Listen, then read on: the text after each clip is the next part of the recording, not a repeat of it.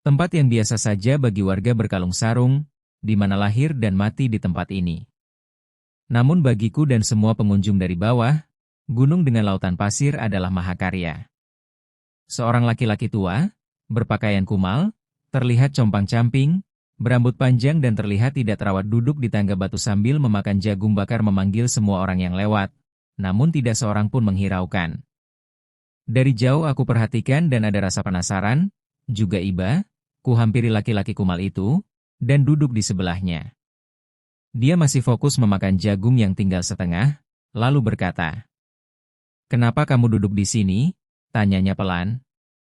Aku terkesiap, aku sudah membayangkan bau yang tidak sedap ketika berjalan ke arahnya tadi, namun yang aku pikirkan tidak terjadi. "Maaf," kataku, "saya tadi melihat Anda mempersilahkan semua orang untuk duduk di sini," kataku bingung. Aku mulai berpikir orang ini gila, tapi tidak ada bau busuk sama sekali di dekatnya. Rambutnya terlihat kumal namun tidak berbau. Apa karena udara begitu dingin sehingga aku tidak merasakan bau apapun dari Pak Tua ini? Aku berdiri dan kakek itu berkata lagi, "Kenapa kamu berdiri? Duduklah." Dalam bingung kuturuti kemauannya. Tempat ini memang bisa membuatmu tenang, membuatmu sedikit merasakan bahagia sebelum kamu lupa bahagia itu apa. Aku tercekat dan mulai duduk dengan serius. Ini bukan kata-kata orang gila, pikirku. Orang tidak waras juga tidak memahami jika dia tidak waras.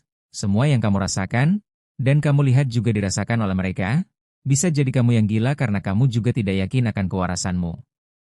Apakah yang kamu lihat juga dilihat semua orang? Apakah yang kamu rasakan sama dengan yang dirasakan orang lain? Ketika kamu bertanya tentang matahari terbit dan mendapatkan jawaban seperti keinginanmu, orang gila juga melihat, berpikir dan merasakan seperti itu. Ketika mereka berbicara seorang diri, bisa jadi itu kamu yang seolah berbicara dengan orang lain. Entah apa yang mendorongku, tiba-tiba aku mencium tangannya. Kakek itu membuang sisa jagung bakar ke semak-semak dengan lemparan kecil. Berpikir jauh ke depan tidak semua orang mampu melakukannya. Orang berpikiran sempit cenderung lebih cepat membuka mulutnya daripada membiarkan nurani dan otaknya bekerja sama terlebih dahulu. Aku mulai merasakan bau harum, yang entah apa, seperti bunga kopi, seperti melati, tapi sangat samar. Aku berani menatap mata Global Zero, berani juga menatap mata seseorang yang perkiraanku adalah Global 1, tapi tidak dengan kakek ini. Beberapa orang berjalan menaiki tangga tanpa memperdulikan kami. Ada anak perempuan kecil sekitar 7 tahun, berjalan dengan ibunya yang menunduk dan mengucapkan permisi. Kakek itu tersenyum. Jika lautan perbuatan baikmu hilang di telan pantai, kotorilah dengan sedikit kejahatan.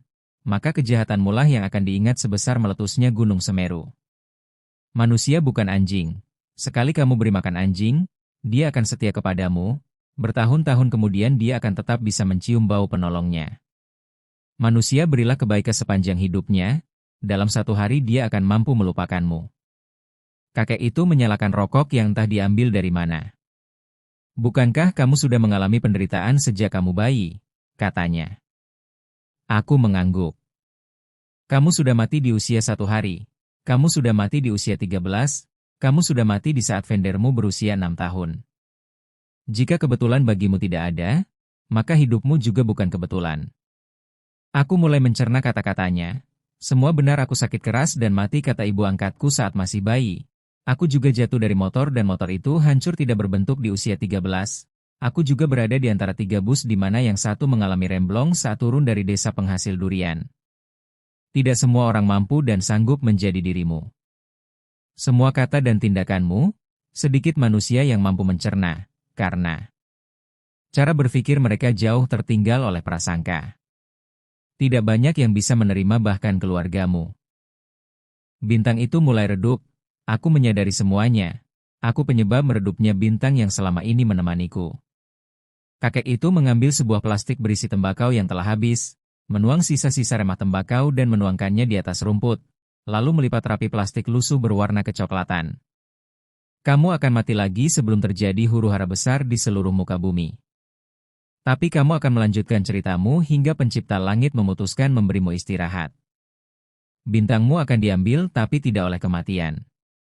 Aku bisa menalar semua kata-kata kakek ini. Semua perbuatan baik tidak selamanya berimbas baik. Dan semua keburukan bisa jadi membuat orang kaya, menjadi penguasa, menjadi yang paling bisa mengatur. Karena dunia ini tidak pasti, jika semua kebaikan berimbas baik maka keadilan Tuhan akan jatuh nak. Kata-kata kakek ini berubah menjadi sedemikian lembutnya. Jika ada satu orang baik kaya, maka di belahan bumi yang lain akan ada orang baik miskin. Jika ada penjahat yang masuk penjara, dan dihakimi semua orang, maka harus ada penjahat yang dipuja banyak orang dan hidup dalam kemewahan. Nak, jika kamu lelah karena orang tidak percaya padamu, mintalah pada Tuhan agar ada keseimbangan yang bisa mendampingimu. Teknologi dibuat untuk menutup ketidakmampuan manusia. Namun ada kalanya manusia malu mengakui kesalahan dan ketidakmampuannya dengan mengabaikan teknologi, dan tetap pada rasa, maupun arah keinginannya sendiri, bukan arah yang sebenarnya terjadi. Mintalah pada pencipta langit saat kamu berada di ambang batas. Jika seseorang tidak mau menggunakan hatinya, mintalah agar sang pencipta menegur dengan memberi sesuatu pada hati orang itu atau keluarganya. Jika otaknya tidak digunakan, mintalah sang pencipta menegur dengan memberi teguran pada otak dia atau keluarganya. Namun hati-hati, doa orang yang dalam titik terendah adalah tertinggi di langit. Angin mulai menjadi sangat dingin, namun kakek itu seperti tidak merasakannya. Lalu lalang orang mulai mereda, tangga berbatu itu mulai sunyi.